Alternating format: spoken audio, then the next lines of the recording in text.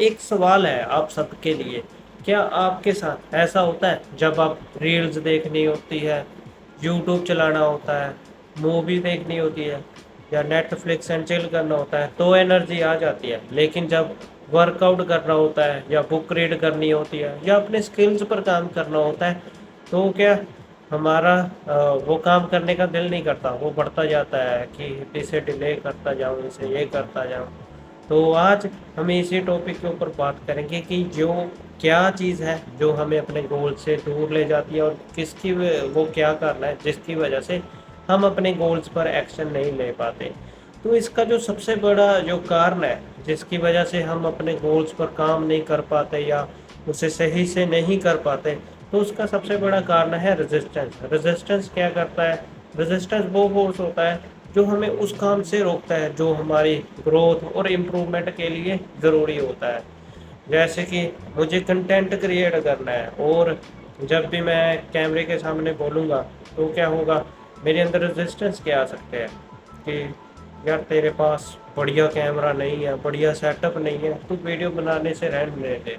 जब तेरे पास बढ़िया कैमरा आ जाएगा, बढ़िया सेटअप हो जाएगा, सब कुछ जब परफेक्ट हो जाएगा तब स्टार्ट करना। तो ऐसे एक रेजिस्टेंस काम करता है और रेजिस्टेंस का सबसे बड़ा क्या है कि हमें उसका अवेयरनेस होता है कि हम रेजिस्टेंस कर रहे होते हैं, लेकिन फिर भी हम करते जाते हैं जिसकी वजह से क्या है कि हमें बाद में गिल्ट फील होता है कि यार मैं पीछे रह रहा हूँ, मैं कुछ कर नहीं पा रहा, मेरी ग्रोथ नहीं हो पा रही।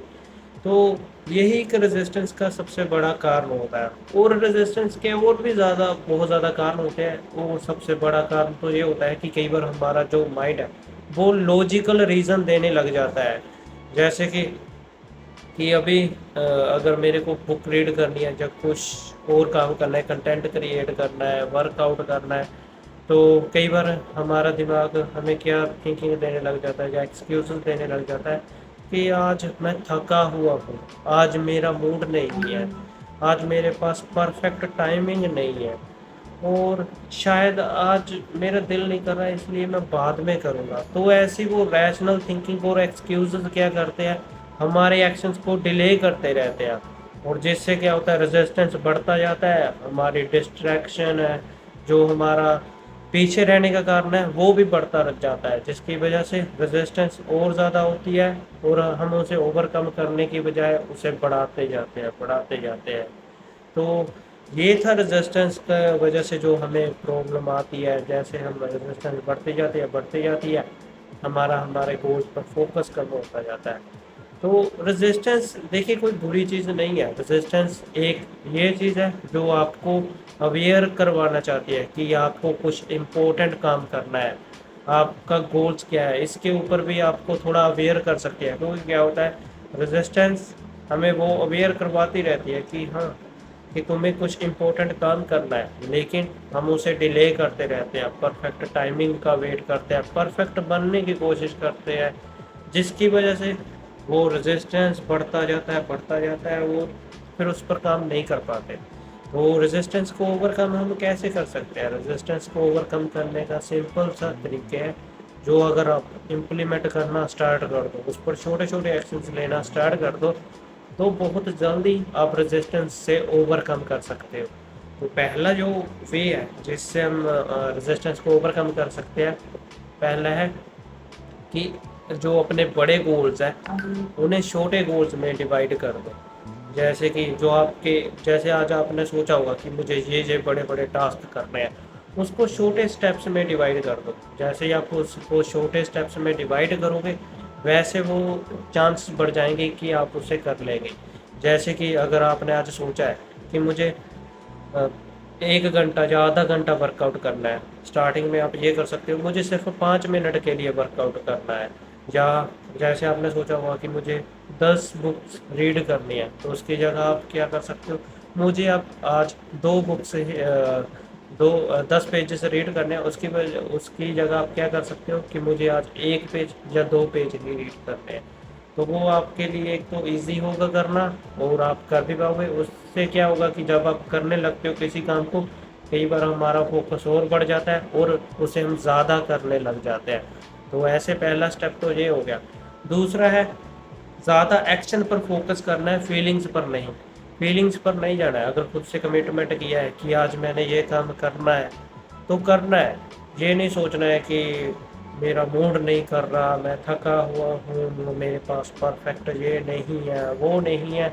जब खुद से कमिटमेंट कर ली है तो उसे पूरा करना है, चाहे जो भी मर्जी हो जाए, उसे पूरा करने की कोशिश करना है। इससे क्या होगा कि आपको अपनी कमिटमेंट की वैल्यू पता लगेगी। वो आप जब करना स्टार्ट करोगे, उससे आपको काफ़ी बेनिफिट हो सकता है।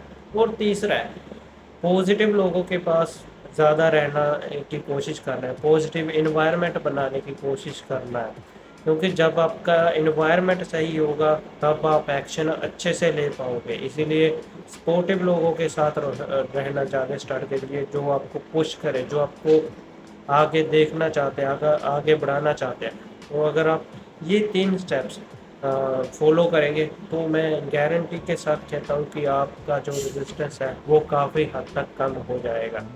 और मैंने इस जो 21 डेज चैलेंज आपको पता है कि चल रहा है, तो उसके बीच में एक प्लानिंग की है जो आपको काफ़ी ज़्यादा हेल्प कर सकती है और आपको क्लैरिटी लाने में, रेजिस्टेंस कम करने में और अपनी कंसिस्टेंसी को इम्प्रूव करने के लिए एक प्रोग्राम बनाया है। वो 7 डेज़ का चैलेंज होगा। अगर कोई बंदा इंटरेस्टेड है तो ज़रूर बताना। उसमें क्या है कि आपको 7 डेज़ के लिए आपकी क्लैरिटी देकर एक सिस्टम दिया जाएगा, एक टास्क दिया जाएगा और डेली उसकी अकाउंटेबिलिटी चेक करी जाएगी कि आप एक मॉर्निंग में और नाइट में आपसे वो पूछा जाएगा कि आप वो काम किया अच्छे से, नहीं किया, तो उससे आपकी वो ट्रैकिंग अच्छे से होगी। और दूसरा ये है कि आपको 7 दिनों में क्लैरिटी आएगी कि आप क्या कर सकते हो, चाहो कैसे कर सकते हो। तो वो ऐसा एक सिस्टम बनाया है और जिसकी कीमत सिर्फ 49 रुपये है। और अगर आपको वो करने के बाद कोई क्लैरिटी नहीं आती या आपके अंदर वो कंसिस्टेंसी नहीं बनती तो आपके पैसे वापस कर दिए जाएंगे। अगर कोई इंटरेस्टेड मेंबर हो तो ज़रूर बताना और कमेंट में ज़रूर लिख सकते हो कि मैं वो करना चाहता हूँ, तो आपको वो प्रोग्राम में डाल दिया जाएगा। तो बेस्ट ऑफ लक सभी को। आज की वीडियो के लिए इतना ही, मिलते हैं कल की वीडियो में।